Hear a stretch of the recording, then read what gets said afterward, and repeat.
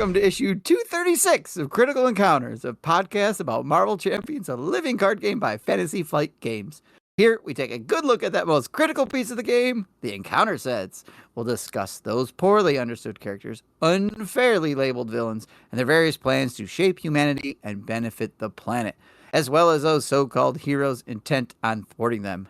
I'm one of your hosts, Steve, and joining me tonight is the devilish Daniel. Hi, Daniel.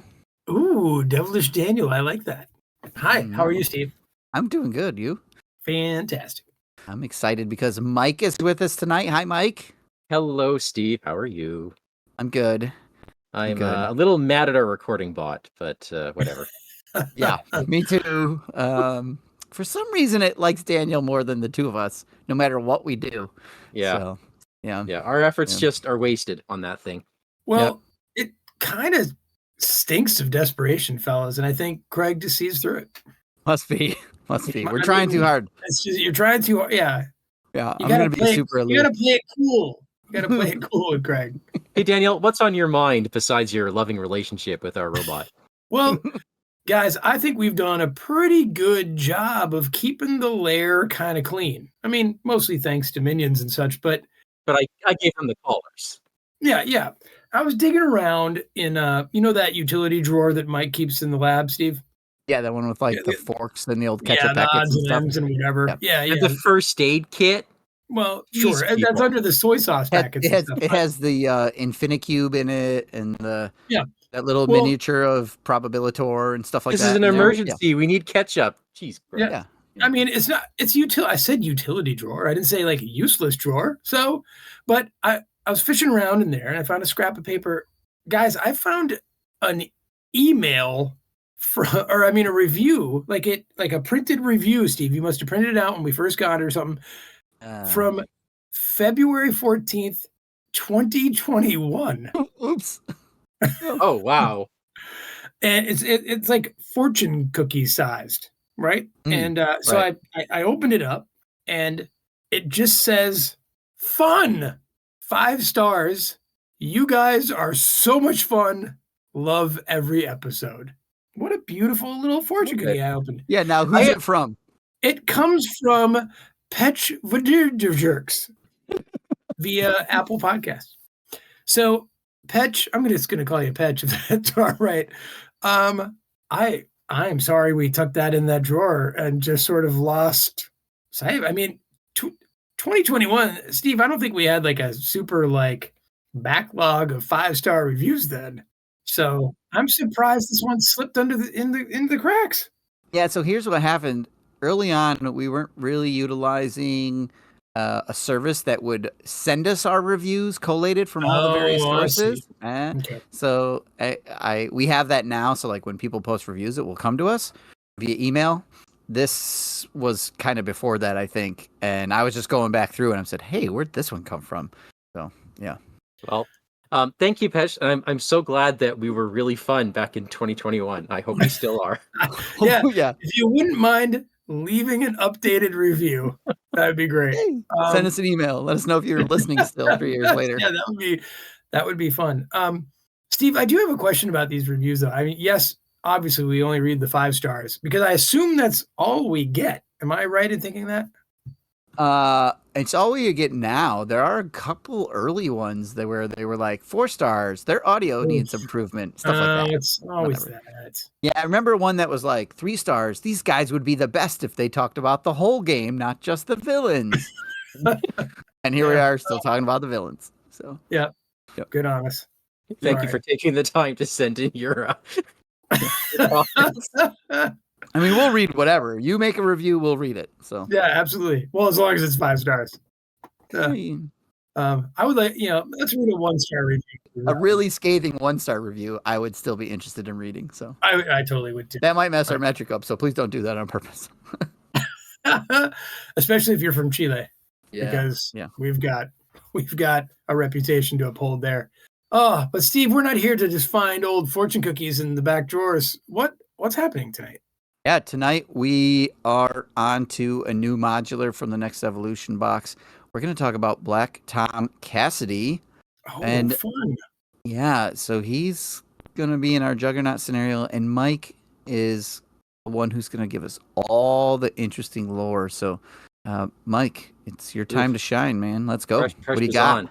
Okay, wow. There's a lot about Tom. Let's start with when he was released, 1976. He first appears in X-Men 99. This guy's backstory is extensive. So extensive that really I can only just scratch the surface. Nice. His character goes through a lot of changes. What do you guys know about Black Tom? What do you know? Just shoot. I assume he's related to Butch Cassidy or Sean Cassidy since you said he's from the 70s, he's probably were they the Partridge Family? Was that who Sean Cassidy was? Or was it the other Yes, Cassidy? you are correct, Mike. Yeah. Or Daniel, you are correct. Yeah. But I don't think he's related to him.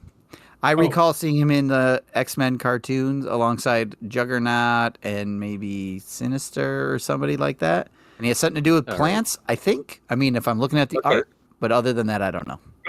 Wait, you're looking at the art? That's not fair. Here's the weird thing. Daniel, you're actually half right. What? Wait, okay. Can I figure out which half it is? I think he's part of the Partridge Family show from the 70s. Okay, so shelve all that for a second, because like I said, this character goes through a lot of stuff. Okay. Only scratching the surface. I'm not even going to talk about everything because, spoiler alert, not so spoiler alert, we're going to talk about Juggernaut in the very near future, and we've already talked about Juggernaut. So I'm going to push a little bit of the Black Tom Juggernaut stuff to that week, and we're going to focus on Black Tom, the character, who is actually not born Black Tom. Like, none of these people are born with their weird names. This is Thomas Samuel Amon Cassidy. So, if you want to learn more about this guy, if I pique your interest, you want to learn more, literally just pick up any comic that has an X in the title and you'll run into him. Okay. He has been a major player up to and including the present. So, let's start with some backstory. This one's going to come from mainly Classic X-Men number 16, published in 1987. And X-Force number 31, published in 1994. Did you fellows know that Tom is not the only Cassidy in our game? Oh, he's a sibling of Banshee or something. Banshee, whose alter ego is Sean Cassidy. Yes. Okay. Yeah, I remember that. Isn't Cassidy also the name of Ant-Man's daughter? Or is that Cassie? That's Cassie Lang, right? Yeah. That's the first name. Totally different. Yeah. So Banshee, who's Banshee? Banshee is a justice ally. Costs 4, confuses people. Banshee has this whale because it's based off. Hey, guess what? An Irish myth, because these are Irish folk. Yes. And and Banshee. Indeed, they're all dead elves. If that changes anything. No, not really. Is Banshee and Moira McTaggart have a thing going on at one point? They probably do because again, he's playing for the other team. He's a hero. Side. Yeah. Okay. Wait, Banshee is a guy? Yes. Banshee. Well, yes. There's more. Okay. All right. So this is already great. Okay. Yeah, this voice thing is you're going to see kind of runs in the family a bit, but it also means that Black Tom is immune to Banshee's scream. He doesn't have to scream himself; he's immune to it. So Tom and Sean are cousins, and they are the custodians of Old Cassidy Keep, one of those run-down inherited mansions that nobody can afford to maintain. You see them all over Europe, right? They live in Ireland. They just kind of barely make ends meet. They live in this fancy place, and this is all against the backdrop of the violence surrounding Irish independence. Sean has a run-in with local law enforcement. This is one of those shoot first, ask questions later types because you were born on the wrong side of the country, right? The whole division of Ireland. He is saved by a woman named Maeve Rourke and falls head over heels in love with her.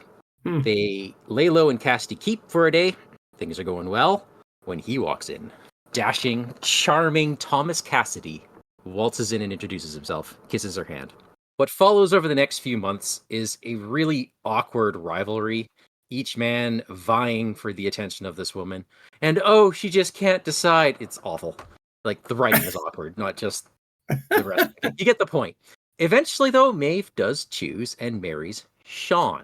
Now, Tom's pretty choked up over all this, but he does respect her wishes. And out of his love for her and his respect for her, he lets it go and is even the best man at their wedding. Oh, nice guy. Yeah. Now, Tom's not in the best state of mind, right? He loves Maeve to the point where he would do anything to keep her from getting hurt. What's one way to get hurt? Realize you married the wrong man. So this is where Tom starts to get involved in the criminal life almost as a way to prove that, yeah, she did make the right choice, right? Look at me, I'm just being a jerk. And he starts dabbling in these less scrupulous business interactions, right? And he gets deeper and deeper, and it's all this inner turmoil that he's causing himself. Made worse by the fact that Sean isn't a very present husband because he's working for, at this point, Interpol. He's a mutant, but he's also a lot older than the X-Men, and this is a little early in that all that X stuff. So he's part of Interpol, and he's away for months, a couple years at a time sometimes. And Tom's just like, "Yep, you made the right choice. Still, look at me being a jerk." It's weird, and this gets under Tom's skin quite a bit. All right, so Sean ends up at Interpol because apparently Interpol has no problem with ear-splitting screams, whatever. But you can see the rift between them widening. Even more so when it's revealed that Sean is investigating Tom's criminal activities. Oh.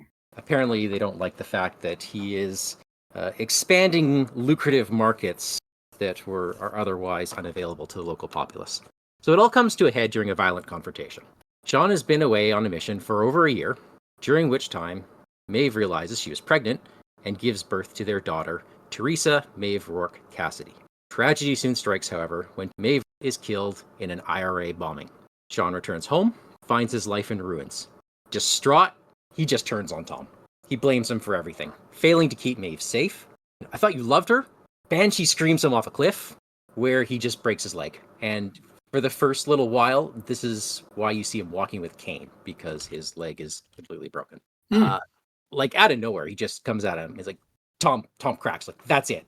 Mr. Sean Interpol got the girl in the end, wants to be a dick? Fine. I'm not telling you about your daughter. I'm not telling you have a daughter." And he decides to raise Teresa on his own. So he brings Teresa into his own business dealings. It turns out that she has a Banshee cry too. And she's also in our game. She is in the protection class. Her name is Siren. That's Siren with a Y, but it's where you think. Madison with 2 N's, 1 Y, but it's not where you think. The flaw in Tom's revenge plot is that Sean actually doesn't know he has a daughter. So he doesn't feel this revenge. But Tom is forced to lie to Teresa for half her life. The facade ends when Sean catches Tom in a sting operation. Tom is sent to jail, where he takes all the blame in a misguided attempt to protect Teresa, and he also writes to the X-Men, basically spilling the story because he wants someone to take care of this girl. It's a hard time for Teresa, right? Learning that, who she thought was her father is a lie and didn't know her real father existed. Tough times for her. Being a mutant. Yeah. So while in jail, Tom meets and befriends Kane Marco, the Juggernaut. Hey. They break out of prison, they go on many wild adventures together, one of which is in this very game, and that's mainly the backstory. So at that point, he's very much still absolutely pissed at Sean, and they get into a lot of fights. Sean tries to, still take down Tom's criminal enterprises, and Tom is trying to do everything to get back at Sean because he feels like he took everything. At one point, he even takes control of Cassidy Manor. I think he wins it in a game of dice. Like he just gets everything. Tom wasn't part of the IRA, right? That was just sort of a no. thing? No, this was all backdrop. He was not at all involved in that, and he would not have killed Maeve. He wanted Maeve to. He wanted to protect her. Ideally, he wanted her, but he wasn't going to hurt her for his own sake. Right. Okay. Which I thought was a neat little touch. You don't nice. see stories like that, especially out of the comics in the 70s and the 80s. Right. So you might have noticed that I haven't mentioned Black Tom's powers yet. Yeah. Okay. That's because he changes a lot through the years, and not just because of reboots. So you can divide Tom into 4 eras of powers. Tom, even though he's a Cassidy, does not have the screaming power. I mentioned he is immune to its effects. He also has the ability, initially, to channel energy through wood. In the early comics, he carries a shillelagh through which he channels concussive blasts. So this is the second time we've mentioned a shillelagh in a month. In 2 weeks, yeah. Like in 2 weeks. Yeah. So Yeah, I did check the yeah. dates on this. Black Tom did debut 3 years after the Nasty Boys. Uh, So really, Ramrod was the first prick to erect a shaft. And I'm the middle schooler. So that's the first era, and wow. when he's first introduced in the comics, he's doing a concussive blast thing, and Juggernaut's running around, all that stuff. Later on, at some point, Tom is shot by Cable because Cable's supposedly one of the good guys that shoots people. Yeah. But Tom is resuscitated by a group of French doctors in an experimental laboratory. They graft his wounds using a special substance derived from wood, with the expectation that Tom would be able to channel his concussive blast through his own body. And he does, he can do this.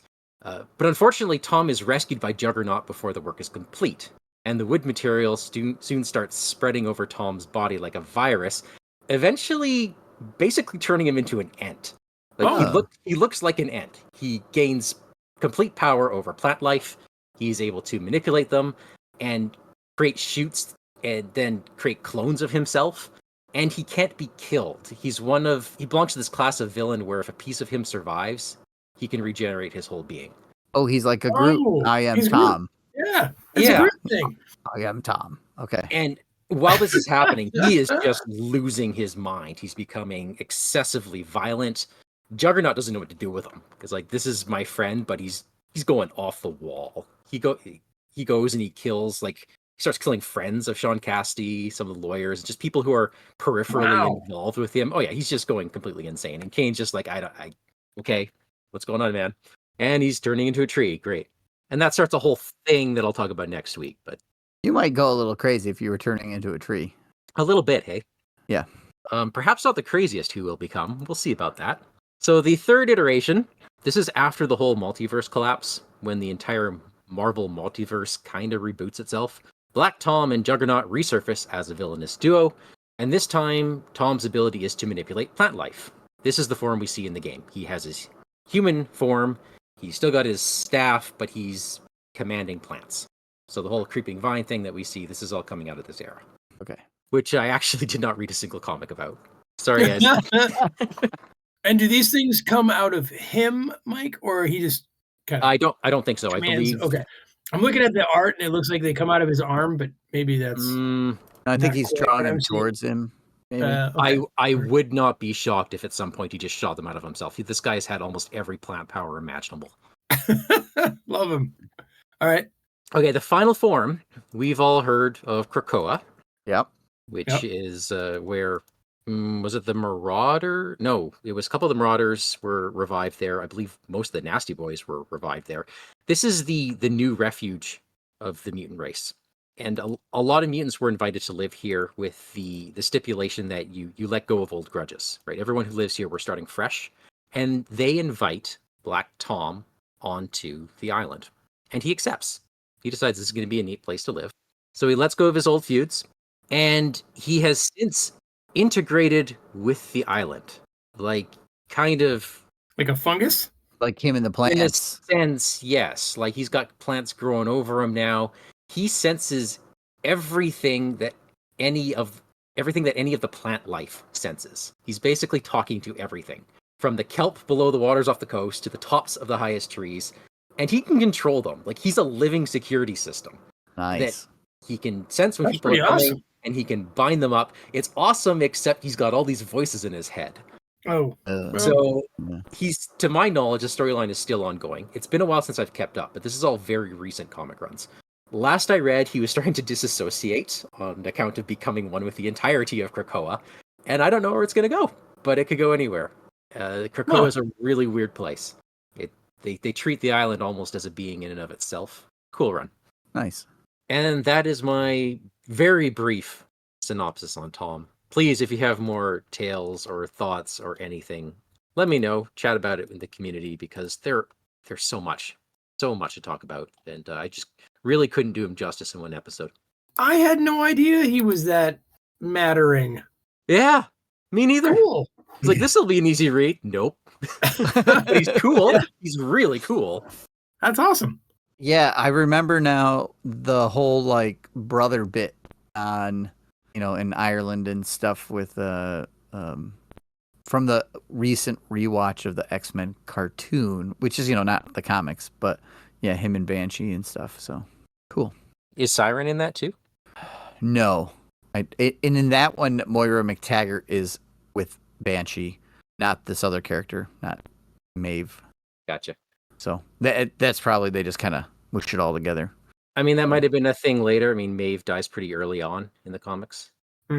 Have we had a Black Tom in the movies? We haven't, right? Yeah, he does make an appearance in one of the X-Men movies. He's just a prisoner, so you don't really know anything about him. He's in X-Men X2, X-Men United, and apparently Deadpool 2. So yeah, Oh, so he's a mutant prisoner in the icebox. We don't really get anything good with him, I don't think so. okay. Well, thanks, Mike. That was a great story. thanks, guys. It was sort of banana-ish, but not really. I thought the French doctor thing was oddly weird. Yeah, I mean, Why are they French? Well, Who knows? to make it a little bit more exotic. That's what the French are for. Yeah. Right? I mean, that's what they do. Classy. I don't know, but Steve, we're not. I mean, Mike's a great storyteller and all, but we're not just here to listen to him spin some yarn about Black Tom. What's really going on tonight? Right. So let's take a look at the Black Tom Cassidy modular set found in the next evolution box. 7 total cards, 4 by title. It is suggested in the Juggernaut scenario.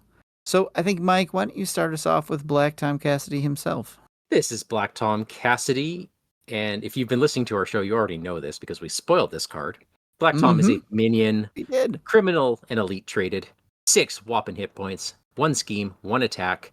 Don't let that fool you because he is villainous. Yeah. Black Nice. Tom Cassidy cannot take damage while a Creeping Willow is in play. Oh, but when revealed, search the encounter deck and discard pile for a copy of Creeping Willow and put it into play engaged with you. And he has 3 boost icons. Yeah. Love it, love it, love it. Yeah. At 6 health, villainous minion who can't take damage while something else is in play. And that something else comes into play when he comes into play. He might pretty stick good. around a while. Yeah. He might make it. Let's talk about the Creeping Willow. Then we can. Sure. about the two of them. Take it away, Steve. I mean, I just can't help notice there's 4 of them. Yeah, 4 Creeping Willows. They are a non-unique minion with 0 scheme, 1 attack, 3 health. They have the wood trait. They are good. Will that come in handy against Absorbing Man? Or with who him? knows? I don't know. Maybe. Yeah. They are guard. They are quick strike. Mm. And their attack has a force response after Creeping Willow attacks and damages a character. Stun that character. 1 boost icon and a special boost. You are stunned. So good. Just Oh my a gosh. bunch of words that say you're not attacking the villain. However way you parse it, whatever comes out, you're not attacking the villain. You might defend the villain, and then you could end up drawing Black Tom Cassidy, who goes and fetches a Creeping Willow that quick strikes you and stuns you. Yep. Yeah. Yeah. And then you can't go after the villain because of the guard on the Creeping Willow. You can't go after Black Tom Cassidy because he's protected by the Creeping Willow. You can't go after anybody because you're already stunned. It's just so good. Yeah, and when the Creeping Willows are gone, you can attack the villain, but you're probably not. This is a good time to get Tom, right? Right. You're just keeping the villain alive. Yeah. Yeah. At least it doesn't get any worse than that for the heroes. Oh wait, hold on, I'm scrolling down a bit. Oh, there's a side scheme. Let me tell you about that, fellas. Making green. Hinder 2. Each copy of Creeping Willow gains Surge. Oh, yeah. It's got a hazard icon, starts with 2 threat, and has 2 boost. This set keeps on giving to us. It does. Oh It does. my goodness. I will also accept the house rule where it doesn't have the hazard icon, but gains permanent. Okay. Oh, I just love the idea of this being out. Then you draw Black Tom, gets the right. Wouldn't that would it work? No, the Creeping Willow that Tom brings out would not get Surge, right? No. Well, Would hang it? on. Just to say no, because you put it into play, so you'd have to. Put into play from his when revealed. Oh, But that's if you got too a, bad. but he had a Creeping Willow surge into Black Tom, he would bring Then in a that would Creeping bring- Willow, right. so that brings out Oh. 3 enemies. That's still Oh lovely. my goodness, that could be a lot. That could be a hoot and a half. Or even just the regular Creeping Willow that comes out later on just surges into any other card. I love it. Yeah. Oh my god, Advanced. this is so good. Right. This is You know so what, good. fellas? These cards are going to give those heroes a sound thrashing, Oh, which is our treachery. A sound thrashing, which there is a single copy of. When revealed, each copy of Creeping Willow attacks the player it is engaged with, even if that player is in alter ego form. Oh, If you are not attacked this way, which may happen, search the encounter deck and discard pile for a copy of Creeping Willow and reveal it. reveal. Free boost icons. Yes, so Reveal. it's and reveal it. It could surge. Yes. Yep. So the three of us are playing. Let me just see if I understand this correctly. The three of us are playing a game. Okay. Mike has a Creeping Willow. Steve, you and I do not. I draw this card. Mike's Creeping Willow attacks him. Yep. Yeah. You and I then go get Creeping Willows that then quick strike us. Only the person who drew this card would gain it. Oh, if you were not attacked this way. Oh, The third, okay. Right. Yes. Yeah. you're Okay. right. So I'm glad. Okay. But I'm yes, glad we talked this out. So it could though definitely be. All right. That's great. Oh my God. This is so wonderful. This is the most joyful mod that we've ever had. And boost icons, a 3 boost icon, a 3 boost icon, 2 boost icon, boost with you are stunned. Like Times 4 stuns that still do damage. They're still +1. Yeah, this is a fun. I mean, oof. This is a good one. And I will point out there are art credits on every single one of these cards, and it shows. These are beautiful. Yeah. Like that sound thrashing with X23 kind of stuck with the vines is great. Black Tom looks amazing. These are really well done. Oh, and the Creeping Willow, that's like Phantom X in the art, just taking him down. That's really cool. Oh, yeah. Yeah. What's the significance of his little red falcon chest? Anything? I mean, this is not very. That's his family crest, probably. Okay, Right? It's not very like naturey. The Cassidy It's not family like crest. Tree-y. Okay. Right, but they're not tree-y. His family's not tree-y. They like he gets that later on, probably. So Okay. All right. Well, now I'm Googling that. yeah, see if you can get to the root of the question. Nice, Steve. Very nice. Wow. It doesn't say. I don't know. Because it's like a dragon or a falcon or a phoenix or something. Yeah. So wait, Mike, this guy's never died in the comics? No. He's come close when he was in tree form. Okay. And he was brought back. As far as I'm aware, he has survived the whole time. Wow. That's rare for these characters. Yeah. I mean, I'm just going to go out on a limb here and say he's kept his powers after M Day as well. Geez. yeah, he probably did. All right, so this gets an A+, right? Just for the pun potential? Yeah. Yeah. And the fun cards. I was going to say, the pun potential is a bonus on the A+. Is this the strongest mod there is? No, but it's close. No. I mean, I'm going to say top 3, right? I mean, Steve, off the cuff, what is stronger than this? Ronin. Yeah, the Ronin print and play one. But that's Ronin print and play. This is official. I mean, There are that Osborne tech that's 3 boost icons and everything, and they all attach to the villain and surge every single one of those. That sets bonkers. okay. The Kree Militants one is pretty bonkers. Yeah, and Justice, maybe not. I don't know if it's more powerful, but it's definitely more frustrating. Is the one that has it comes in collector and has the ghosts in it that just constantly confuse you. Oh yeah. That one's frustrating. Okay, but this is good. Yeah, this is really great. This is amazing. Yeah. Now, Mike, as the lore master of Black Tom, is he the kind of character that has earned a mod set of this strength? Oh, yes. In fact, looking at his backstory, I say, oh my gosh, why isn't he a villain? Awesome. Okay. He's that prolific. Okay.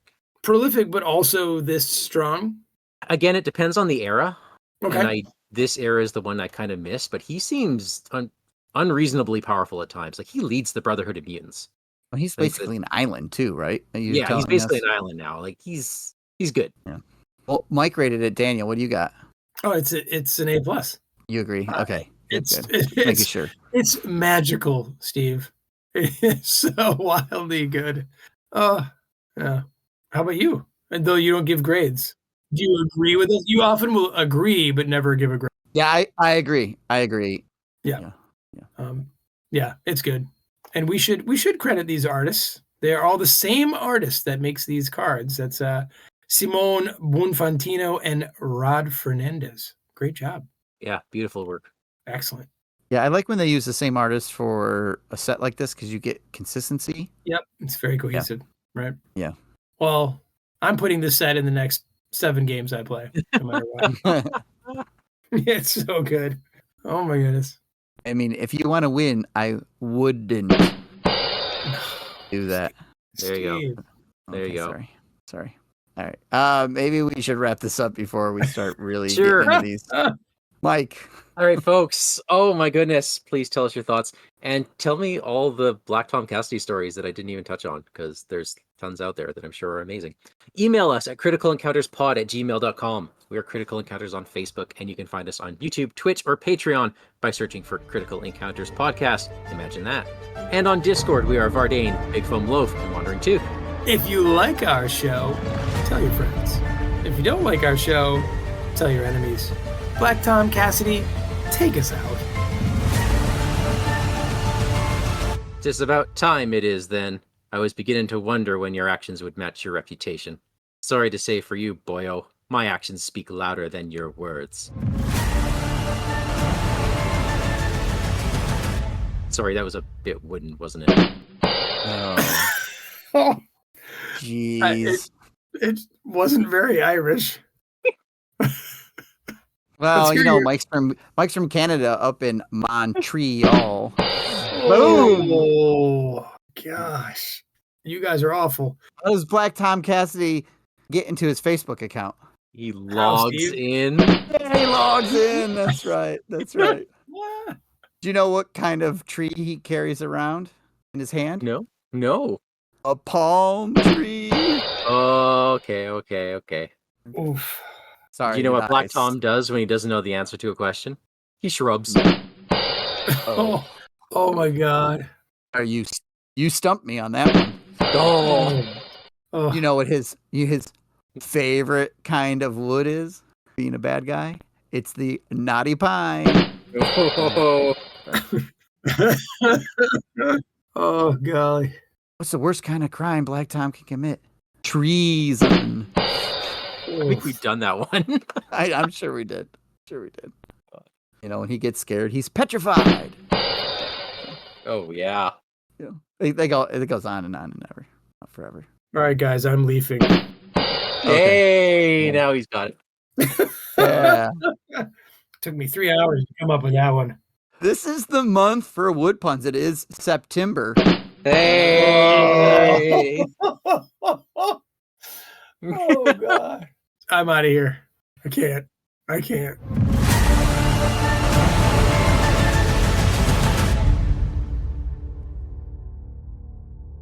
Hello, Craig. Son What of a I told you guys, just stop. Craig and I have Makes something no special. sense. You guys can't break up. It doesn't. No, it's. My wife just screamed, "What's wrong?" Nothing. Daniel's cheating. That's all. She thought something. So sad. We all tied. And it's clearly not alphabetical because A should have gone first. I even So hit the sad. button. So Daniel- sad. What you Daniel two is so paying the developer. If Yeah, Daniel's I'm- not in the room, is he still? I'm the one who pays the Patreon to it. Doesn't make any sense. do. Oh golly. God. Anyway, I'm sorry, okay. guys. Yeah. Just for that, I'm going to do the intro instead of Daniel. love it. Oh golly. All right.